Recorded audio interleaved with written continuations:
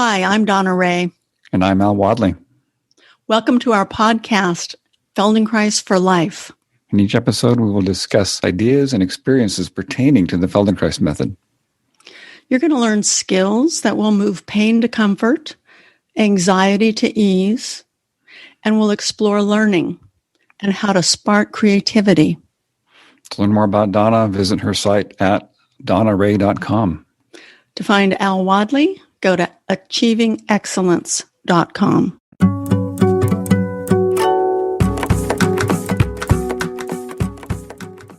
Hey, Donna. Good morning, Al. How are you today? I'm doing well. How about yourself? I'm doing well, too. So today we're going to have a talk about 4 criteria that Dr. Feldenkrais presents in his book, The Potent Self. These are 4 criteria for coordinated, well-learned action. Coordinated, well-learned action. So I'll just review what the 4 are, and then we're going to go into talking about each one of them a little bit. So kind of bring this to the foreground and create this constellation of criteria for coordinated, well-learned action. So the first one is the absence of effort. The absence of effort. The second is the absence of resistance. The third is the presence of reversibility. And the fourth one is breathing and incorrect posture. I would just phrase that as breathing and posture. Mm-hmm. You know, the thing that comes to my mind immediately is coordinated, well-learned action. The Feldenkrais method is about action. Now, we understand motivation, psychological depth and understanding. We understand a tremendous amount from the study of neuroscience. I think it's worth noting that Feldenkrais was well aware of all these things too, and much, much more. And he focused on intention and action. So how do we, using these 4 points, look at efficiency of action? How do we do what we want to do in the best way possible? That's what the Feldenkrais method helps us to do, is be able to do what we want to do with the least amount of effort, so we can really fulfill ourselves in the way that we want in life. Mm-hmm. So this first tenet, absence of effort, is notable. So how do we know that we are acting in a way that is effortless? So he gives an example of people who are well organized in their movement. So this could be an artist, a martial artist, painter, seasoned Feldenkrais practitioner, singers, equestrians, anybody who we observe as being really excellent at what they do. They have this appearance of effortlessness in their action. And if we step into their experience, we would probably find that what they're doing is very effortless and very easy, very comfortable. And he talks about how people of this caliber of functioning have learned to sense effort in their actions, and they learn to let that go. It is an example of being able to sense cross-motivation, trying to enact more than one action at the same time, and being able to sort those out so you have just this really clear intention, clear action to do what you want to do, and it becomes very effortless and very easy. Yeah, so it has to do with understanding your physicality, so to speak, understanding movement, action, but you're talking about skills like equestrian skills, musical skills, those kinds of things that become actually habitual for people. Once they put the time in and become aware of what they're doing and how they're doing it, they acquire a skill and they develop habits that are very high level. And they know, I mean, people describe this to us all the time, and we have these experiences too, where once you've felt what it is like to do something without effort, then you have a comparison. Yes. And then you can make corrections and reduce your effort. So there's a lot of self-assessing going on here in comparison with one's own actions to be able to develop this level of skill, I think. What do you think? Well, and those are high-level examples, like you say. These are high-level examples. And it's also true for what we do in our daily life, getting in and out of the car, standing up from a chair, getting on the floor to play with your kids or your grandkids, taking your dog for a walk. So all of these things are examples where we can develop that ease, that sense of effortlessness through the Feldenkrais method, and have that be a part of the way we move through the world. It's the same principle, learning to sense yourself and find those elements of resistance. And if you're practicing the Feldenkrais method, then you learn that skill and you learn to be able to sense those things and go for the things that are really comfortable, what's easy, and you train yourself and build those habits around that. Yeah, I have a recent personal example.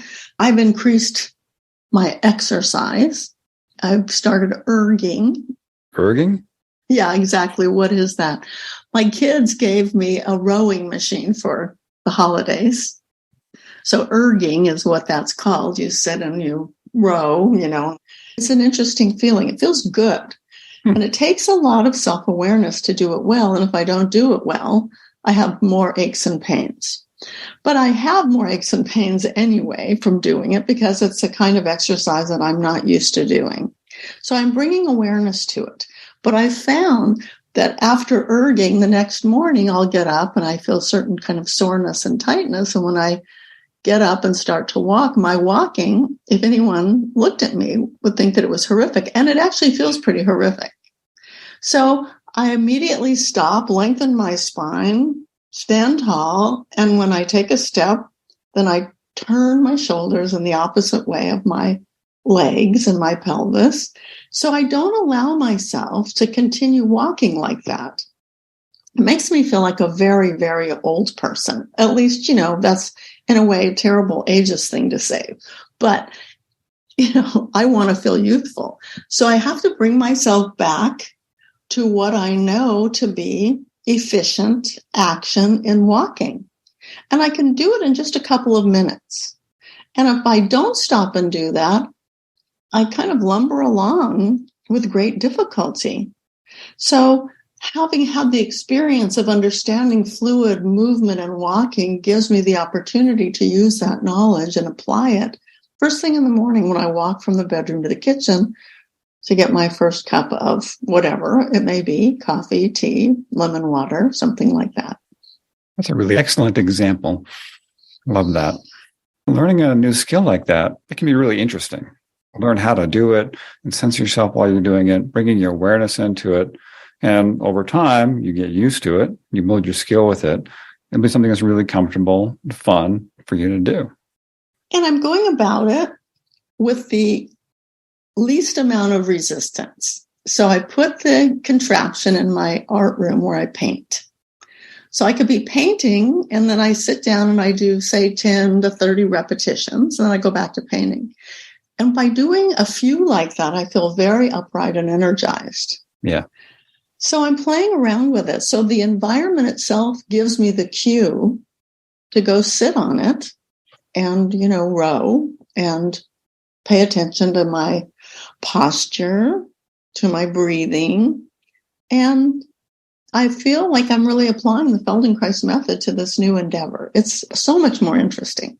That's a good segue into the next criteria, which is the absence of resistance. And Feldenkrais has a curious metaphor, a curious statement in the beginning of this section. I'm just going to paraphrase it. Mm-hmm. So, because it's easier to understand my paraphrasing than his original statement. He says something like, if you're pushing against a brick wall, the sensation of effort is 100%, and the efficiency of movement is 0. So that's his example of extreme resistance.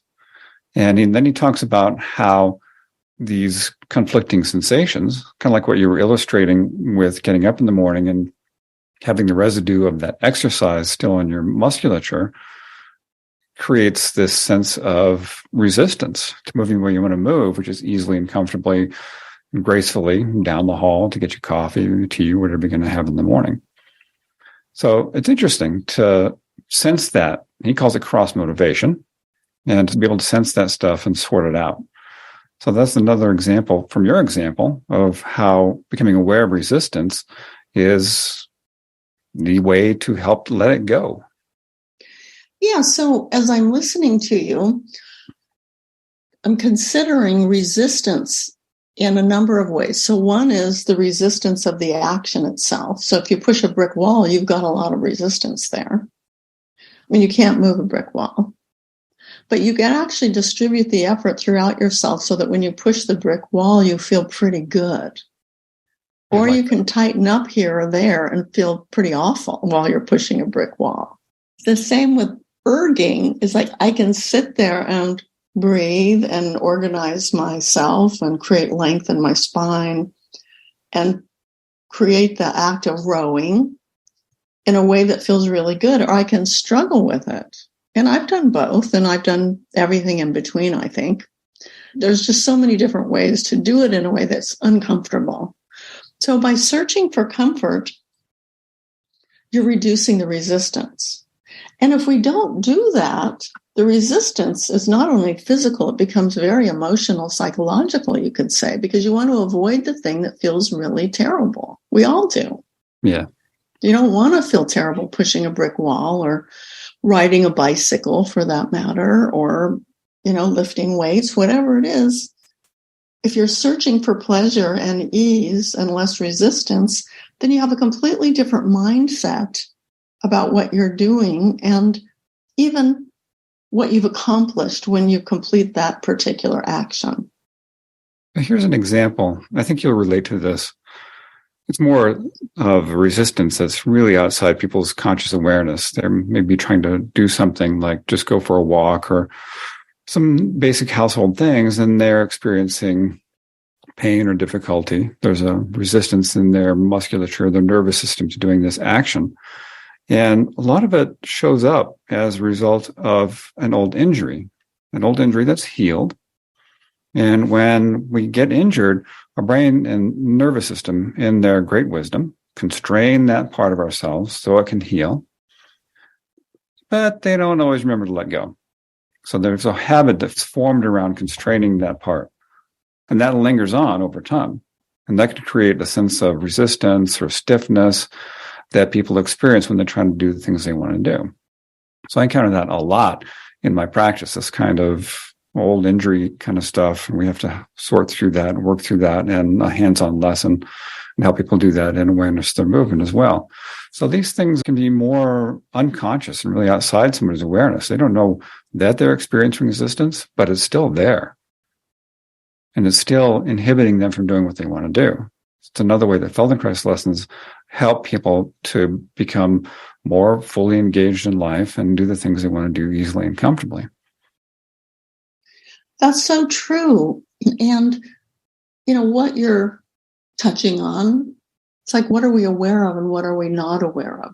We're unaware of a lot of things. And the way we reference ourselves really matters. So the Feldenkrais method gives us a new way to reference ourselves in our movement. So if you've had a shoulder injury, for example, I had a terrible neck and shoulder injury many, many years ago. And I had to figure out how to do awareness through movement in light of that. Now I can be much more free in my movement. It's been, a number of years. But in the beginning, I had to move even smaller, use more of my imagination while I was moving, until I reorganized myself so that I wouldn't keep remembering the car accident that I was in. But now I don't, only in a story like this do I remember it. I don't remember it all the time. I rarely remember it.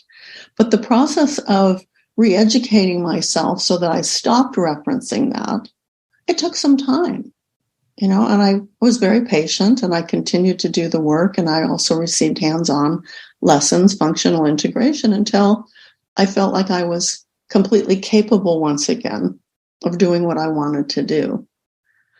So it does take time, and we have strategies for that. We have differentiation, doing less, imagining, using our breath as a reference, asking for help with a Feldenkrais practitioner, for example. And all these things add up so that our self-image is healthy and wholesome and capable and action-oriented once again. Totally, totally. There's another example I'd like to bring in, and this is mobilizing the pelvis. So we know from our work as Feldenkrais practitioners and what Feldenkrais taught us through his lessons is that mobilizing the pelvis, the largest muscles, largest skeletal parts are in the pelvis, the hip joints. We mobilize our movement from there, and it travels through the skeleton, and then the more distal muscles articulate those movements to help us do what we want to do. This is another way we get in trouble, though, is if we're not mobilizing from the pelvis, if we're leading with the arm and trying to pull the pelvis along, or we're doing movements with the legs of something hiking and the pelvis isn't helping us, we're trying to push the pelvis with the legs, we create another experience of resistance, of difficulty. So if we learn to mobilize the pelvis powerfully, easily, then movement becomes light and easy. It's powerful without any effort. So mobilizing the pelvis, as you're saying, is a primary aspect of moving efficiently. So it's the pelvis and the hip joints. So if you're standing or if you're sitting, you can sense your pelvis. And if you're sitting, you could lean toward one sitting bone or to the other. You could turn a little bit and sense your pelvis turning around itself in space. So in both of those movement examples, your hip joints are activated. Now, many times people think of their hip joints being on the outside of their pelvis. They don't think about the interior of their pelvis. So the hip joints are actually right next to your pubic bone. And if your hands are free and it's safe, you can actually locate them with your fingertips. And it's really fascinating because finding your hip joints updates your self-image in a dramatic way.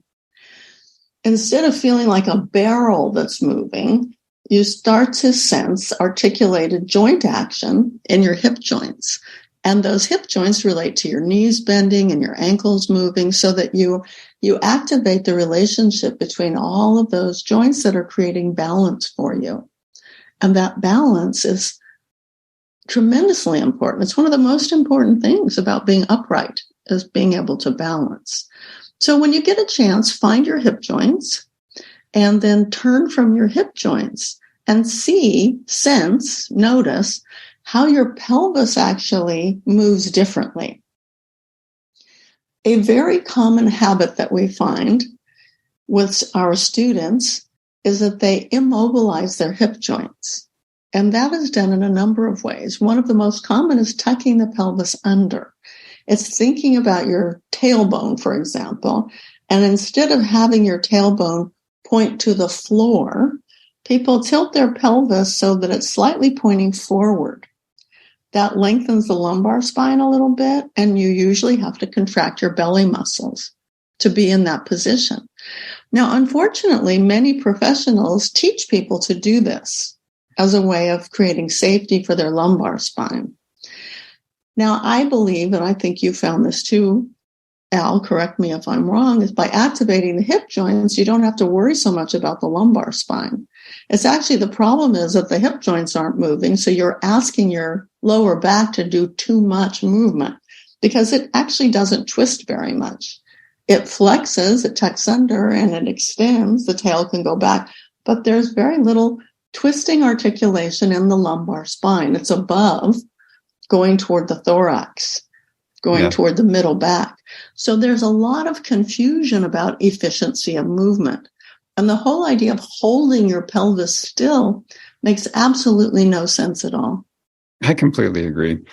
And I have a lot of students that come in and they've taken a Tai Chi class or they've done Qigong or some other thing where, like you said, the instructor said, tuck your pelvis under, and they made a rule about it. They said, well, I'm always supposed to have my pelvis tucked under. That's the way it's supposed to be all the time. And they put great effort into doing that. And they can build a habit around that. It's not a good habit because it creates an immobility in the hip joints and in the lumbar spine. It's harmful. Yeah. It's harmful. And I had that experience myself. In my early years, I danced ballet, and I was told to tuck my pelvis under. A little later, in my early 20s, I did Tai Chi, and I was told to tuck my pelvis under. And the thing that it resulted in having pain in my knees and my feet. And I had one functional integration lesson from Yochanan, who's a student of Dr. Feldenkrais. And he was a pretty old man at that time, actually. And he gave me one lesson, and he said, stop doing what you're doing. And I said, what am I doing? And he said this. He said, you're tucking your pelvis under, and you're doing something very strange with your feet, trying to lift your arches when you tuck your pelvis under. It's impossible. Talk about cross motivation and pain and discomfort. So he gave me a lesson and illustrated what I was doing. And I never had those pains again. They were gone forever. It was so illuminating. And I had done what you're saying. I had instructors that I was trying to please and follow, and it was so detrimental to me. And had I gone down a traditional route, somebody would have examined my knees for problems. Who knows what kind of treatment protocol I would have entered into. So these subtleties really matter. And our mind, it's like it sticks when somebody tells you to do something correctly. We want to do it correctly. We're very motivated by pleasing our teachers and doing the right thing. So it was harmful for me. And I'm so grateful that I was able to make that correction, with that lesson with Yochanan. Yeah. How cool you got to have a lesson with Yochanan. It was very potent, very potent. So I think that's a nice way to transition into the third criteria, which is reversibility, because what you're describing is people getting stuck in that, making a rule about that. And we can stick with the pelvis if we want, and how they tuck that tailbone under, lengthen the lumbar spine, and they've made a rule about it. That movement becomes less reversible. And that's a big problem. So Feldenkrais' criteria is that any good movement, any well-organized movement, well-coordinated movement is going to be reversible, that you can stop it at any point in time, you can continue it, you can reverse it. And that's not just a movement like tucking the pelvis in or untucking it or lifting your arm. I mean, those are all examples of movements that can be reversed. But also things that are more complex, like emotional reactions or sleeping or sex, or examples that he gives. So complex actions, he says, ought to also be reversible. But we can go into them, we can stop them at any point in time, resume them later if we want, or reverse altogether out of it. Let's go back to the pelvis, the movement of the pelvis and the hip joints. So after doing functional integration, receiving a lesson, or doing awareness for movement, and the movement of the pelvis and the spine, the hip joints becomes free, people realize that their pelvis is dangling from their spine, so to speak. And that is a very strange sensation when we first experience it. So because of the reduction of muscular effort, and all those big muscles in the pelvis and the hip joints and everywhere, the muscle tonus in the whole body becomes more even. And the pelvis can swing forward and back. It can move a little bit side to side, kind of like a ball hanging on a string. So when you stop inhibiting the movement and let the freedom occur, it's amazing. It's almost shocking because you got to wonder how the body was designed to make that possible. Like your head is up there, your spine is there, and then your pelvis is hanging downward from your head, your spine, and it's so free to move. Now, if you look at a hula dancer or Tahitian dancer, this becomes more visual. They can move their pelvis in any direction at any time, very, very, very freely, quickly or slowly, and they don't inhibit the movement of their pelvis when they're walking. If you watch hula dancers and Tahitian dancers, they're so beautiful in their grace and flexibility. They have no idea of holding that pelvis still. So that is an illustration also of what we do with ourselves matters, because we set up habits, movement habits in ourselves. Yeah. So mobilization of the pelvis, easy movement of the pelvis is going to enhance that ability of reversibility. So that you more easily stop or start any movement and resume it and come back to it. I think it's an interesting concept when he brings that into more complex behaviors like sleep. A mature person can be awakened, can go back to sleep, and then be awakened again if they want to, go up, do something, and go back to sleep without any perturbance, without any difficulty. He says the same thing about having intercourse, that you can be having sex and you can stop it, you can resume it later.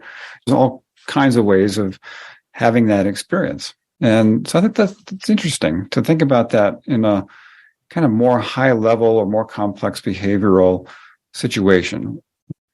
And what you're talking about is something that's a learnable skill, as paying attention to our nervous system, to our breathing, to our neuromusculature in a way that we can reduce the excitation, so to speak. So if you have to get up and go to the bathroom during the night and you want to go back to sleep, you want to stay very calm.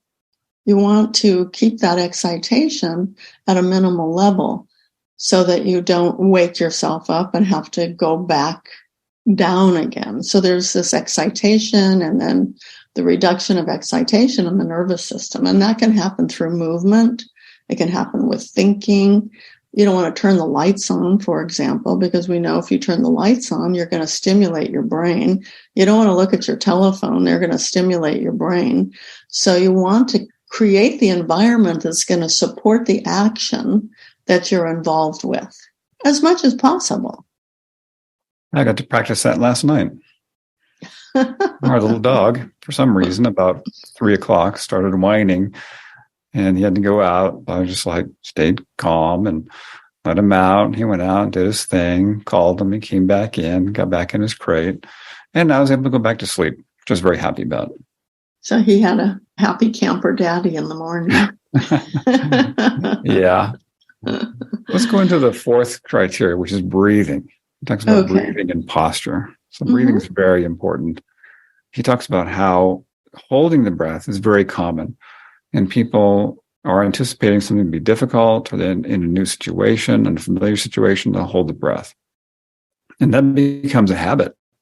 People habituate around holding the breath like that, and that stiffens the chest, stiffens the spine, creates a lot of resistance, which, of course, we were just talking about. We want to have the absence of resistance. So not holding the breath, allowing the breath to be easy and comfortable, to exhale and inhale when doing a movement, makes it so much easier. And we can practice that anytime, any place. I bet we could practice that right now. Yeah. So there are common ways that we interfere with our breathing. And one is to, as you're breathing in, instead of continuing with the inhalation, you stop somewhere between the beginning of the inhalation and we could say the top of the inhalation. So first of all, just notice your breathing and see, do you go all the way to the top? Sometimes people rest at the top and then they exhale. Frequently, people breathe in and they stop somewhere along the way and then they exhale, or then they breathe in some more. So it's possible to stop stopping yourself by becoming aware of how you're breathing. So I'm sure all of you that are listening are noticing now how you're breathing. And we started with the inhalation. Now, the same is true on the exhalation. So as you exhale, notice, do you exhale all the way? Or do you stop yourself? And one of the ways to become aware of what you habitually do is to do it purposefully. So as you're breathing out, breathe out a certain amount and then stop your breath and then breathe out some more until you're done. And then notice the inhalation that follows. So we begin to sense our breathing, the interruption of the fluidity of our own breathing. And then we also notice that if you breathe out all the way gently, the inhalation is more satisfying. So the way that we interrupt ourselves and when we practice allowing ourselves to breathe in all the way to the end, to the up place, and breathe out all the way down to that down place, the breathing becomes smooth and much more satisfying. And as I'm speaking, I always do what I'm describing. It's part of the method. It's like the practitioner senses what they're guiding. And then there's an enhancement. And I don't know about you, Al, but I'm already sensing more movement in my chest. How about you? Indeed. Much longer, easier breath in and out, lengthened on both sides. And then you can play around, as I mentioned, with, say, the top of the breath, and you can pause there for a second or two and then breathe out. And then at the end of the exhalation, you can pause a couple of seconds and then breathe in. And there's so many variations of breathing. And as we say in the Feldenkrais method, it's not about breathing properly. It's about the awareness of your breathing and allowing that awareness to be, you play with your awareness. It's like it's playing. It's not trying to correct, but you play with it. And by doing so, then when you're involved in other activities, there is an enhancement of your breathing that's non-habitual. The breathing relates to posture, to self-use, to action, to absence of effort, reducing resistance, and even cultivating reversibility. It's another context in which people make rules about the breathing. A lot of people think, well, I should only belly breathe. I should only breathe this way or breathe that way. Again, they listen to an expert, they went to a workshop or a yoga class, and they're told to breathe a particular way. And as you said, we're not interested in having rules about how we breathe. We want to have the ability to breathe in any way that we need to accommodate whatever experience we're going through, whether it's a movement we're doing, an exercise, something effortful like digging a hole or erging, or going out for a walk, or if it's an emotional experience. If you're laughing heartily or you're crying or whatever, that all of these different experiences ask for a different way of breathing. You don't breathe the same way in each one of those situations. Well, if you're sitting and thinking about something, that's a different way of breathing for that too. So we want to have that fluidity. So from one state to another, from one context to another, from one event to another, that your breath can be free and easy and flowing. And like you said, when the breath is easy, it makes that reversibility possible. It reduces the resistance and it eliminates that sense of effort. So everything becomes very light and easy and so much more comfortable. It's a beautiful thing to experience. If I were to sum up what we're talking about today, I would say we're in this process of becoming more fully human. And that's what Dr. Feldenkrais hoped for. Yeah, it's a beautiful phrase. I love that. Well, thanks so much for the conversation, Al. I hope our listeners enjoyed it too. I enjoyed it, had a great time. So I'll see you next time, and be well, take care, and take care of all of our listeners. And we'll listen to you next time, or you'll listen to us next time. That's right. Send us your comments. Thank you so much. Bye. Bye.